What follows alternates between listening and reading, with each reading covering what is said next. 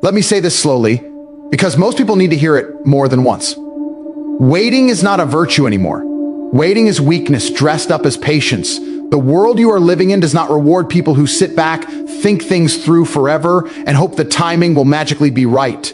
The world rewards people who move first, move fast, and adjust on the run. If you are still telling yourself, "I'll start when I'm ready," understand this, you will never be ready, and while you are waiting to feel prepared, someone else is already collecting the rewards you wanted. Impatience is not the problem. Misused impatience is. The kind of impatience that complains, that rushes without thinking, that quits when results don't come instantly, that is weakness. But there is another kind of impatience, and this is the kind that builds winners. It is the impatience that refuses to accept slow progress. The impatience that looks at average results and says, "This is not good enough." The impatience that makes sleep feel like wasted time and comfort feel dangerous. That impatience is fuel. Look at your life right now. Be honest, how many days have you repeated the same routine while telling yourself that big change is coming soon? Soon is the most expensive lie you can tell yourself. Soon keeps you calm while time keeps moving. Soon makes you feel productive without producing anything. Soon is how years disappear. People who win are allergic to soon. They want results now, not because they expect success overnight, but because they demand movement every single day. The reason most people stay broke, weak, and frustrated is not lack of intelligence, it's tolerance for delay.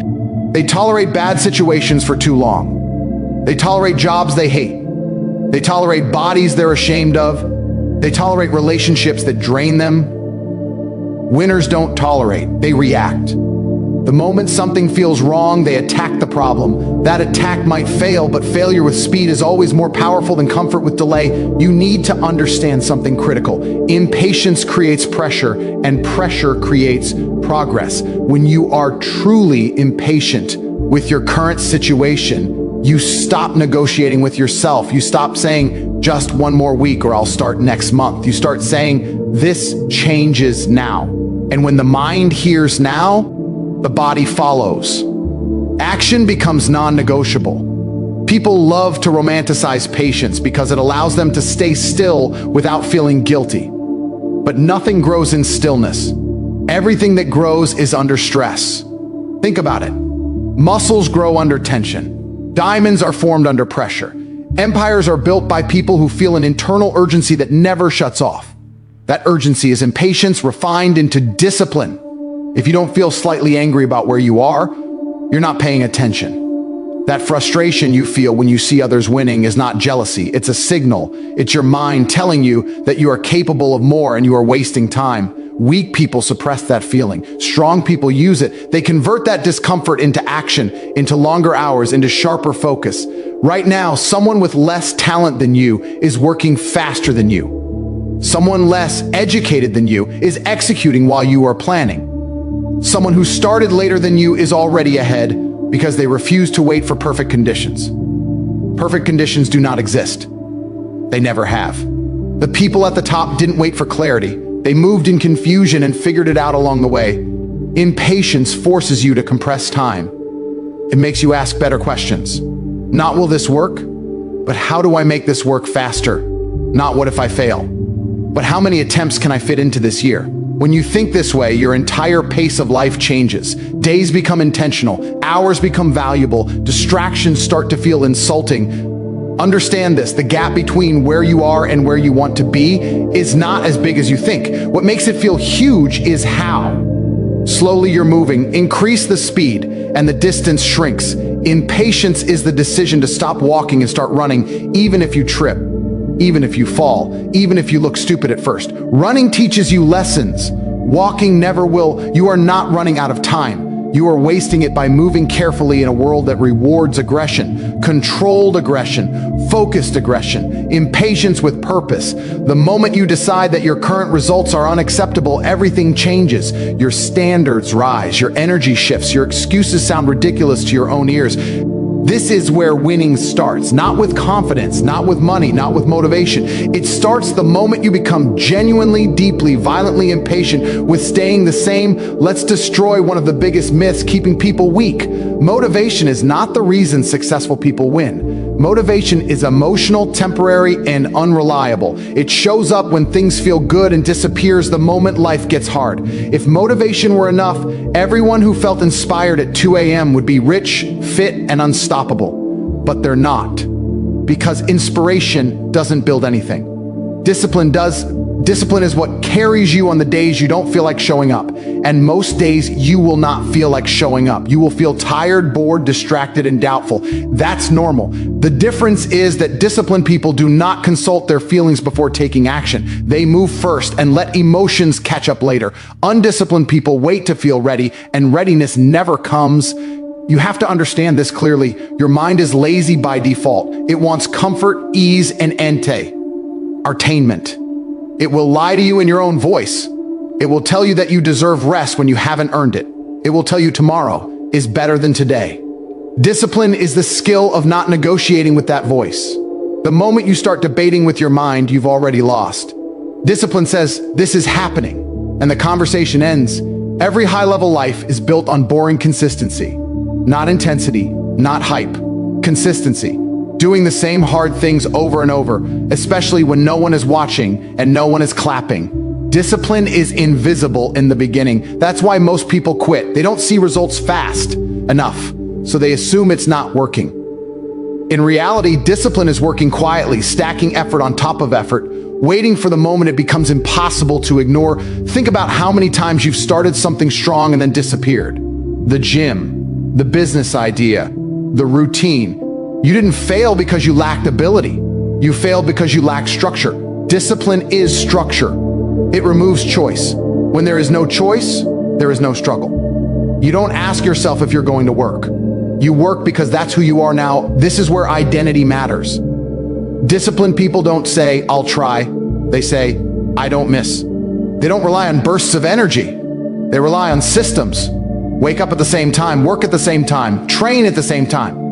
When your life runs on systems, motivation becomes irrelevant. You could feel terrible and still execute. That's power. Most people want freedom, but they hate discipline. They don't realize discipline is the gateway to freedom. The more disciplined you become, the more control you gain over your time, your income, your body, and your future. Lack of discipline doesn't make you free. It makes you a slave to moods, cravings, and circumstances. Discipline also means doing things when the reward is far away. Your brain is wired to seek immediate pleasure.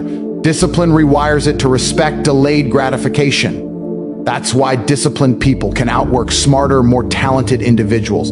Talent without discipline burns out. Discipline without talent builds skill. Over time, discipline creates talent. Look closely at your daily habits. They are not small. They are votes for the person you are becoming. Every time you choose comfort over effort, you are training yourself to quit. Every time you choose effort over comfort, you are training yourself to endure. Endurance wins long games, and life is a long game. Discipline is also self-respect in action. When you keep promises to yourself, your confidence grows naturally. Not fake confidence, real confidence. The kind that comes from knowing you can rely on yourself when things get hard. Most people don't trust themselves. They've broken too many promises to their own future. Discipline repairs that trust one action at a time. You don't need to be extreme. You need to be relentless. Relentless about showing. G up. Relentless about standards. Relentless about execution. The disciplined person does not wait for perfect conditions, perfect timing, or perfect energy. They work in imperfect conditions because that is real life. The scary part is this: discipline compounds. So does the lack of it. The small actions you take today are quietly shaping where you will be months and years from now. Most people don't see the danger until it's too late. Disciplined people see it early and act immediately. If you want to change your life, stop chasing motivation and start building discipline. Decide what must be done and do it whether you feel like it or not. When discipline becomes non-negotiable, progress becomes inevitable. Most people think their biggest problem is lack of money, lack of opportunity, or lack of confidence. That's wrong. The real problem is that they wake up every day inside an environment that quietly programs them to stay exactly where they are. Your environment is not neutral. It is either pushing you forward or pulling you backward. And it is doing this whether you are aware of it or not. The room you spend your time in shapes how you think. The people you talk to shape what you believe is possible. The content you consume shapes what you expect from life. If you are surrounded by low standards, excuses start to feel normal. If you're surrounded by ambition, effort starts to feel normal. You don't rise to your potential, you fall to the level of your environment. Look at how easily people adapt to weakness when it's around them long enough. Everyone complains about money, so complaining feels justified. Everyone hates their job, so hating your job feels acceptable, ever. Yon wastes hours scrolling, so wasting time feels harmless. This is how average becomes invisible. This is how dreams die quietly, without drama. Winners don't wait for motivation to change their surroundings. They change their surroundings to force motivation. They design their lives so that doing the right thing is easier than doing the wrong thing. That's not luck, that's strategy. If your environment rewards distraction, you will be distracted. If your environment rewards focus, you will focus. Your phone is an environment. Your social media feed is an environment. Your daily conversations are an environment. If the first thing you consume every morning is chaos, gossip, and nonsense, don't be surprised when your mind feels scattered and weak. You are feeding it disorder. Strong minds are built in controlled environments, not random ones. People underestimate how powerful proximity is. Being close to driven people raises your standards automatically. You don't need them to motivate you. Just watching how they move, how they talk, how seriously they treat time changes you. On the other hand, being around people who joke about failure, mock ambition, or glorify laziness slowly poisons your mindset. You start shrinking your goals to fit the room instead of expanding the room to fit your goals. Comfort is the most dangerous environmental factor of all. When everything around you is easy, your body and mind get soft. No urgency, no pressure, no growth. That's why so many people feel busy but never move forward. Their environment keeps them occupied, not challenged. Entertainment replaces progress. Noise replaces clarity. If you want a different life, you need different inputs. You cannot listen to broke advice and expect rich results. You cannot take criticism from people who have never built anything. And you cannot keep living in the same patterns while hoping for a different outcome. Hope is not a strategy. This is why distance is sometimes necessary. Distance from negative people. Distance from habits that waste time. Distance from places that remind you of who you used to be instead of who you are becoming. People fear this step because it feels lonely at first, but loneliness is temporary. Regret lasts forever. Understand this clearly. Your environment will always try to pull you back to what's familiar. Growth feels threatening to people who are comfortable. When you start changing, they may joke, doubt, or discourage you, not because they hate you, but because your progress challenges their excuses. Most people would rather keep you small than question their own choices. Winners are ruthless with their environment. They audit it constantly. What am I seeing every day? What am I hearing? Who am I giving access to my time and attention? They protect their focus like it's money because focus turns into money. Weak environments drain energy. Strong environments multiply it. You don't need permission to upgrade your surroundings. You don't need approval to aim higher. You don't need everyone to understand your vision. The moment you realize your environment is shaping your future more than your intentions, you stop being casual about it. Change the room and the conversation changes. Change the conversation and your thinking changes. Change your thinking and your actions change. This is not philosophy. This is how reality works. If you stay in the same environment, you will become a more refined version of who you already are. If you change it, you give yourself a chance to become someone entirely different. Most people talk about money like it's a mystery, like it randomly falls on some people and avoids others for no reason. That belief alone keeps millions of people broke for life.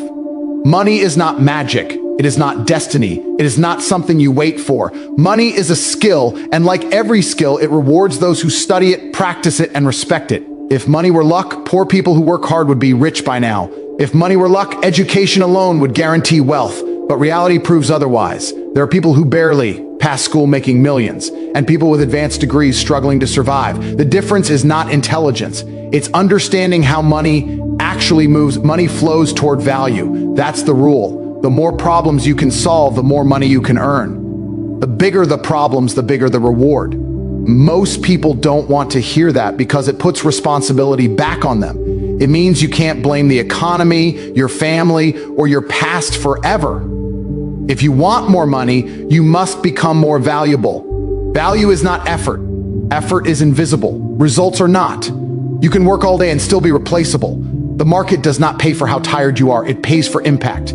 It pays for leverage. It pays for skills that are rare and difficult to replace. Until you understand this, you will stay trapped trading time for money, wondering why freedom feels so far away. Rich people think in terms of skills, not jobs. Jobs are temporary. Skills compound. Once you learn how to sell, how to communicate, how to lead, how to build systems, you can apply those abilities anywhere. That's why wealthy people can lose everything and rebuild. The money wasn't the asset. The skill was. Poor thinking focuses on saving pennies. Rich thinking focuses on earning power. Saving matters, but it will never make you wealthy on its own. Increasing your ability to produce value is what changes your life. That requires learning uncomfortable skills, skills that involve rejection, skills that involve pressure, skills that force you to face your own weaknesses. Most people avoid these skills because they hurt the ego. Sales hurts because it exposes fear of rejection. Leadership hurts because it exposes lack of confidence. Entrepreneurship hurts because it exposes poor decision-making. Instead of learning, people cope by calling money greedy or corrupt. It's not morality. That's defense. Money amplifies who you already are. If you're disciplined, money gives you freedom. If you're reckless, money exposes it. That's why learning to handle money matters as much as earning it. Income without control leads to chaos. Skill without discipline leads to collapse. You don't need to know everything about money to start. You need to know the fundamentals and take action. Waiting to feel ready is another excuse dressed as responsibility. You learn money by interacting with it, by earning it, losing it, reinvesting it, and protecting it. Every mistake is tuition if you pay attention. The internet has removed most barriers. Information is everywhere. Opportunities are global. The real shortage is focus and courage. Most people want money but refuse to become the kind of person who can handle it. They want the reward without the transformation. Wealth is not built in comfort, it's built in uncertainty. You make decisions without guarantees. You take risks without applause. You stay consistent without immediate results. This is why money stays concentrated among a small group. Not because the system is unfair, but because the process filters out those who quit early. Your relationship with money reflects your relationship with responsibility. Avoid it, and it avoids you. Study it, and it reveals patterns. Respect it, and it grows. Treat it casually, and it disappears. Money is honest. It does not care about your intentions. It responds only to your actions. If you start treating money like a skill instead of a dream, everything shifts. You stop hoping and start building. You stop wishing and start learning. You stop blaming and start improving. The moment you accept that your income is a reflection of your current skill set, you gain control over your future. Everyone wants freedom, but almost no one wants to pay for it. They want the result without the cost, the lifestyle without the sacrifice, the reward without the suffering. That mindset is why freedom feels rare. Freedom is expensive, and the currency is pain. Not random pain, not pointless pain, but chosen pain. The kind of pain that moves you forward instead of trapping you where you are. Here's the truth most people avoid. You are going to experience pain no matter what you do. There is no painless path through life. If you avoid effort, you will feel the pain of regret. If you avoid discipline, you will feel the pain of stress. If you avoid responsibility, you will feel the pain of dependence. Pain is guaranteed. The only choice you get is which kind. Short-term pain builds long-term freedom. Long-term comfort builds long-term suffering. That equation never changes. When you wake up early instead of sleeping in, it hurts. When you train instead of resting, it hurts. When you work while others relax, it hurts. But that pain has an expiration date. It ends and it leaves strength behind. The pain of avoiding effort never ends. It follows you. It shows up as anxiety, frustration, jealousy, and self-disgust. It shows up when you see others living the life you know you could have had. That pain compounds quietly, year after year, until it becomes unbearable. Most people don't connect their daily comfort with their future suffering, but the connection is always there. Freedom is not a feeling, it is a position you earn by doing things you do and want to do when you don't want to do them. Financial freedom hurts before it pays. Physical strength hurts before it shows. Mental toughness hurts before it stabilizes. Pain is the entry fee. Weak people see pain as a signal to stop. Strong people see pain as proof they're on the right path. That doesn't mean chasing suffering for no reason. It means understanding that discomfort is part of progress. Growth without discomfort is a fantasy sold to keep people passive. Every time you choose the harder option, you expand your tolerance for discomfort. That tolerance becomes confidence. Not the loud kind, not the fake kind, but quiet confidence. The kind that comes from knowing you can endure. When you know you can endure, fear loses its power over you. Most people live their lives trying to eliminate discomfort. They avoid awkward conversations, they avoid challenging work, they avoid responsibility, and in doing so, they eliminate growth. They trade potential for predictability. Predictability feels safe, but it slowly suffocates ambition. The people you admire most are not special. They are simply more familiar with pain. They've failed more times. They've been uncomfortable longer. They've stayed in the fight when quitting felt reasonable. Pain did not break them, it shaped them. There is no freedom without resistance. Resistance builds strength. Strength builds options. Options create freedom. When you remove resistance from your life, you remove your ability to grow. This is why comfort is more dangerous than struggle. Struggle sharpens you. Comfort dulls you. You cannot outsource this. No one can suffer for you. No one can do the hard parts on your behalf. Support can he be. But effort is personal. Pain is personal. Growth is personal. This is why transformation feels lonely at times. Not everyone is willing to walk through discomfort, and that's okay. If you want a life most people will never have, you must be willing to experience what most people avoid. Early mornings, late nights, sacrifice, uncertainty, pressure. This is not punishment. This is payment. Pain today buys freedom tomorrow. Every disciplined action is a deposit. Every avoided effort is a withdrawal. Over time, the balance becomes impossible to ignore. The moment you stop seeing pain as an enemy and start seeing it as a tool, everything changes. You stop running from it. You stop complaining about it. You start using it to carve yourself into something stronger, sharper, and harder to break the world. Does not pause for people who are unsure. Time does not slow down for those who are still thinking about starting. 2026 is not a year of patience, explanations, or second chances. It is a year that rewards movement, fast decisions, immediate execution, relentless follow-through. If you hesitate, you fall behind, and once you're behind, catching up costs twice the effort. Speed is not recklessness. Speed is clarity in motion. It is the ability to decide, act, learn, and adjust before most people have even made a plan. The biggest advantage you can have right now is not money, talent, or connections. It is speed of execution. While others are still debating, you are already testing. While others are overthinking, you are already improving. Focus is what makes speed powerful. Moving fast in the wrong direction is useless. Focus is the discipline of saying no to distractions, no to sigh, to pass, and no to things that feel productive but produce nothing. 2026 is overflowing with noise. Content, opinions, trends, and fake opportunities are everywhere. If you do not choose what deserves your attention, someone else will choose for you. Most people are exhausted not because they do too much, but because they do too many irrelevant things. They scatter their energy and wonder why nothing works. Focus compresses effort. It turns small actions into big results. One direction, one mission, one standard. When focus locks in, progress accelerates. Relentless action is what separates observers from winners.